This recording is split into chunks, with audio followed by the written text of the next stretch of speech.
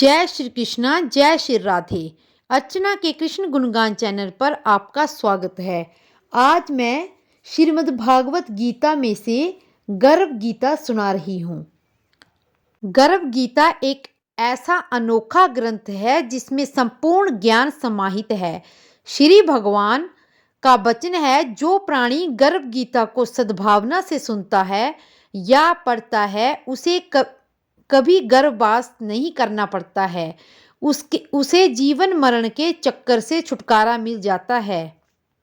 साथ ही मान्यता भी है कि गर्भवती स्त्री जो भी गर्भ गीता का पाठ करती है या श्रवण करती है, उसका गर्भस्थ शिशु अच्छे संस्कार ग्रहण करता है और जन्म लेने के बाद आदर्श जीवन व्यतीत करता है। अर्जुन बोले, हे श्री कृष्ण भगवान, यह प्राणी जो गर्भ में वास करता है वो किस दोष के कारण आता है? हे प्रभु, जब वो जन्मता है तभी उसे जरा आदि रोग लग जाते हैं, फिर मृत्यु हो जाती है। हे स्वामी, वो कौन सा कर्म है जिसके करने से प्राणी जन्म मरण से रहित हो जाता है?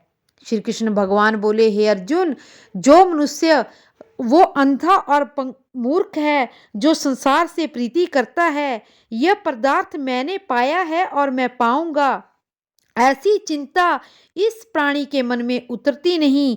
8 पहर माया को ही मांगता है। इन बातों को बार बार सोचकर जन्मता और मरता है और गर्भ विषय दुख प्राप्त करता है।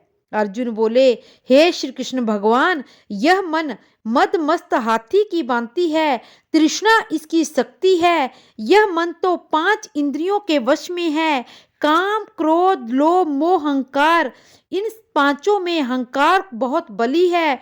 सो कौन सा यत्न है जिससे मन वश में हो जाए? श्री कृष्ण भगवान बोले, हे अर्जुन, यह मन निश्चय ही हाथी की भांति है, तृष्णा इसकी शक्ति है। मन 5 इंद्रियों के वश में है, अहंकार इसमें श्रेष्ठ है। हे अर्जुन, जैसे हाथी अंकुश के वश में होता है, वैसे ही मन रूपी हाथी को वश में करने के लिए ज्ञान रूपी अंकुश है। अहंकार करने से वह जीव नरक में पड़ता है।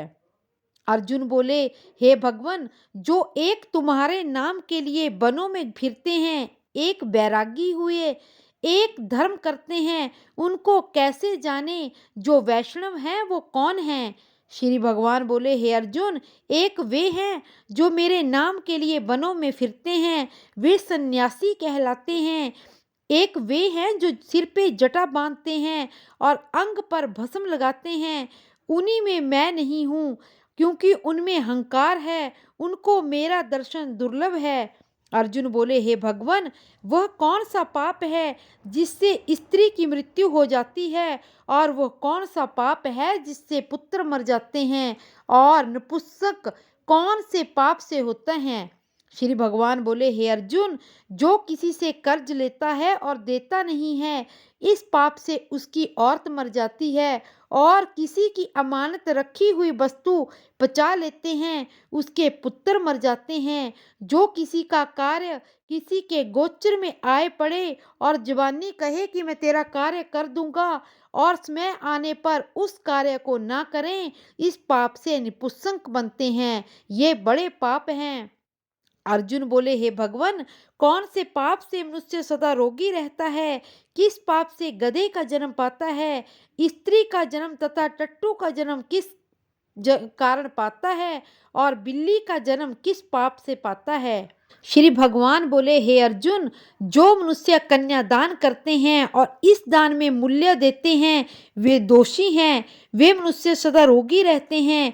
जो विषय विकार के वास्ते मदिरा पान करते हैं, वे टट्टू का जन्म पाते हैं, और जो झूठी गवाही देते हैं वो औरत का जन्म पाते हैं।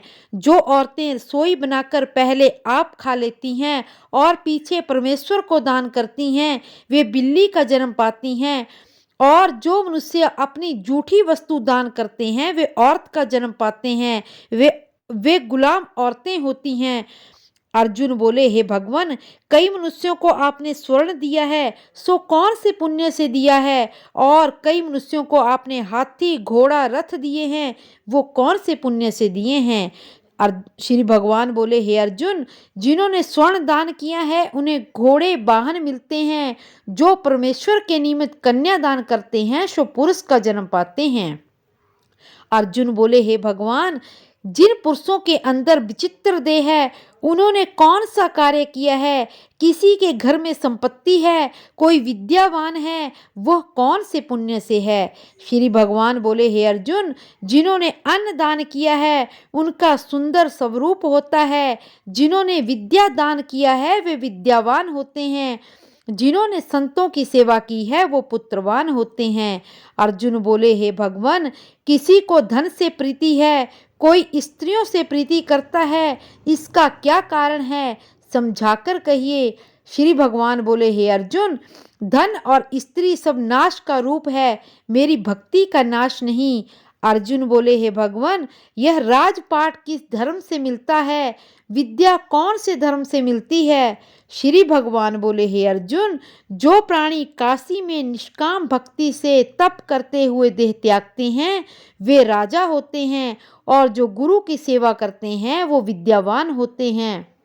अर्जुन बोले, हे भगवान, किसी को अचानक बिना किसी परिश्रम से धन मिलता है सो उन्होंने कौन सा पुण्य किया है? श्री भगवान बोले, हे अर्जुन, जिन्होंने गुप्त दान किया है उन्हें अचानक धन मिलता है।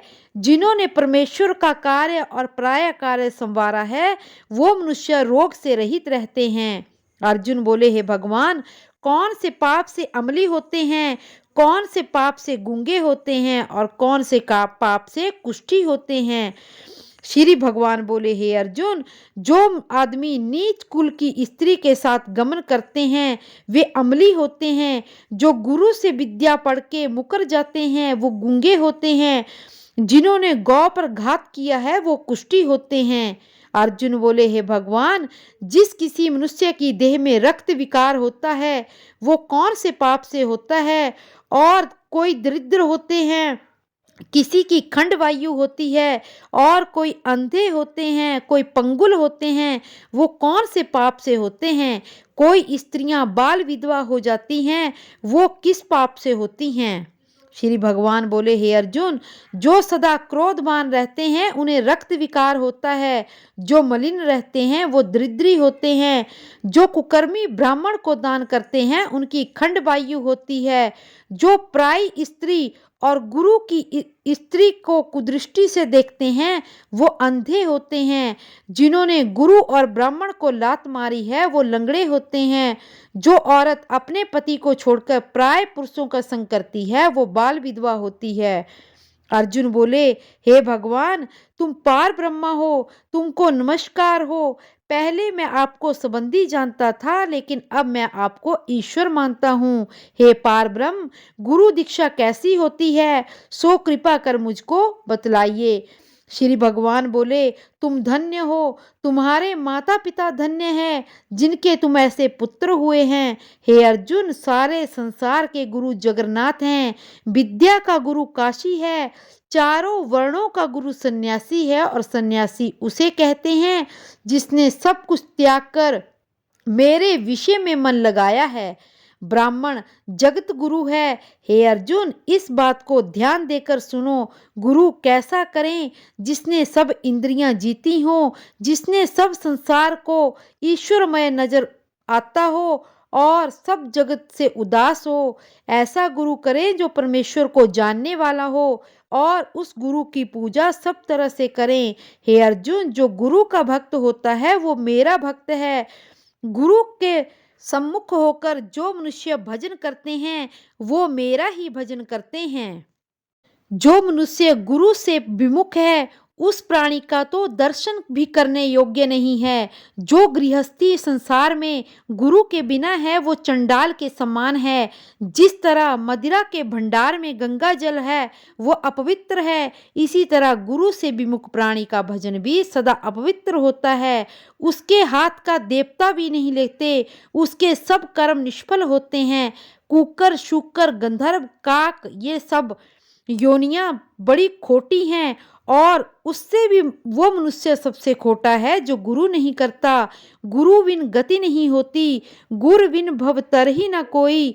वह अवश्य नरक को जाएगा। जो गुरु दीक्षा बिना प्राणी के सब कर्म निष्फल होते हैं। हे अर्जुन, जैसे चारों वर्णों को मेरी भक्ति करना योग्य है, वैसे ही गुरु धार के गुरु की भक्ति करना भी योग्य है।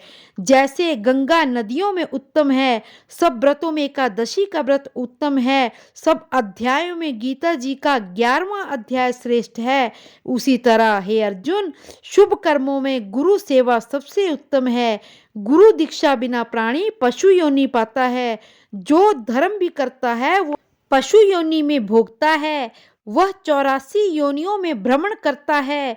अर्जुन बोले, हे श्री कृष्ण भगवान, गुरु दीक्षा क्या होती है? श्री भगवान जी बोले, हे अर्जुन, तुम धन्य हो, तुम्हारा जन्म धन्य है जिसने ये प्रश्न किया है। हे अर्जुन, जो गुरु की सेवा करता है वो मेरी सेवा करता है, उस पर मेरी ही प्रसन्नता होती है। वो 84 लाख योनियों से छूट जाता है, जन्म मरण से रहित होकर नरक नहीं भोगता है। जो प्राणी गुरु की सेवा नहीं करता वो 3.5 करोड़ वर्ष का नरक भोगता है। जो गुरु की सेवा करता है उसे कई अवश्यमेव यज्ञ के पुण्य का फल मिलता है। गुरु की सेवा मेरी सेवा है। हे अर्जुन, जो हमारे तुम्हारे संवाद को प्राणी पढ़ेंगे और सुनेंगे वो गर्भ के दुख से बचेंगे और 84 लाख योनियां कट जाएंगी। इसी कारण इसी पाठ का नाम गर्भ गीता है। श्री भगवान जी के मुख से अर्जुन ने इसे श्रवण किया था। गुरु दीक्षा लेना एक उत्तम कर्म है। उसका यह फल है कि मनुष्य नरक की योनियों से बचा रहता है और भगवान प्रसन्न रहते हैं। इसी प्रकार की और कथाएं सुनने के लिए मेरे चैनल को लाइक, शेयर और सब्सक्राइब करें और कमेंट में जय श्री कृष्णा अवश्य लिखें। जय श्री कृष्णा, जय श्री राधे।